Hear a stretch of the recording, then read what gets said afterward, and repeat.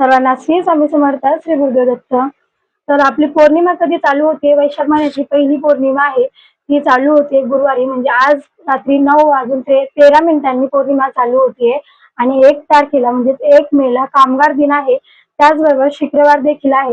तर 10:53 आपली पौर्णिमा संपते. तर आपल्याला उगवत्या तिथीप्रमाणे पौर्णिमा ही आपल्याला 1 मेचीच पकडायची आहे. तर 1 मेला आपल्याला जे काही सत्यनारायण करत असेल कोण आपल्या घरात, त्या महिलांनी सत्यनारायण हे 1 तारखेलाच करायचं आहे. त्याबरोबर तुमचा जर महिन्याचा पौर्णिमेचा उपवास असेल तो देखील आपल्याला 1 तारखेलाच करायचा आहे.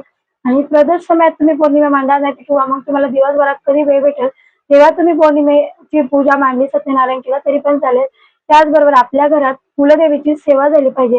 कुलदेवीचा टाक असेल, श्रीयंत्र असेल किंवा मग आपल्याकडं लक्ष्मीची मूर्ती असेल, सगळ्या मूर्त्या असेल, ज्या काही देवीचे टाक असेल त्याच्यावरती आपल्याला कुंकुमार्चन करायचं आहे. आपल्याला जी काही लक्ष्मी प्राप्तीची सेवा करायची आहे ती 1 मेला करायची आहे पौर्णिमेच्या दिवशी. त्यानंतर कुंकुमार्चन आपल्या घरात पौर्णिमेच्या दिवशी झालं पाहिजे श्रीयंत्रावरती. तर मागच्या व्हिडिओमध्ये आहे कुंकुमार्चन कसं करायचं, तरी पण मी आज सांगते. जर कुंकुमार्चन करायचं असेल तर 3 बोटांनी किंवा 2 बोटांनी करायचं असतं.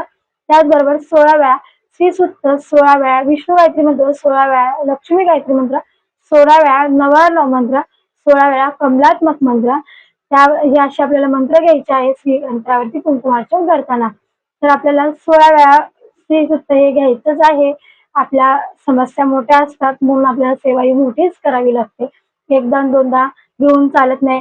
छोटी सेवा आपल्याला जर स्वप्न आपली एवढी मोठी असेल, आपण संकल्प एवढ्या मोठ्या गोष्टीसाठीच करतो कुंकुमार्चन करताना, मग आपण त्या आपल्या सेवा पण तेवढ्या पाहिजेत. म्हणून 16 वेळा आपल्याला श्रीसूक्त घ्यायचं असतं. अशा प्रकारे आपल्याला कुंकुमार्चन करायचं आहे.